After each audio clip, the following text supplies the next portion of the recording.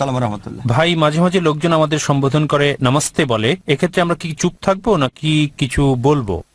ভাই প্রশ্ন করলেন যে কেউ কেউ নমস্তে বলে, আমরা কি জবাব দেব নাকি চুপ থাকবো?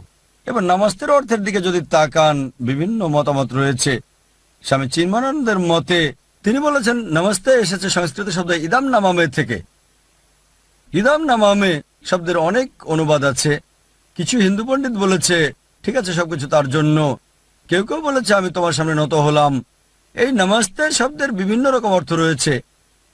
এই জন্য পূর্ব সতর্কতা হিসেবে যদি নিশ্চিত হন যার অর্থ শরিয়ার বিরুদ্ধে যায় না, তাহলে বলতে পারেন, অথবা বলবেন উত্তর করব না।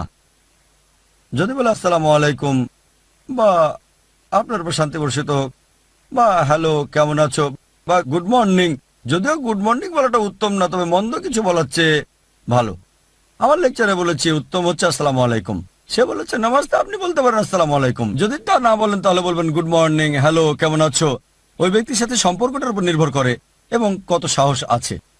যদি পারেন বলতে পারেন আসসালামু আলাইকুম, সমস্যা নেই। তবে নির্ভর করে কত সুন্দরভাবে আপনি বার্তাটা তুলে ধরতে পারেন। আশা করি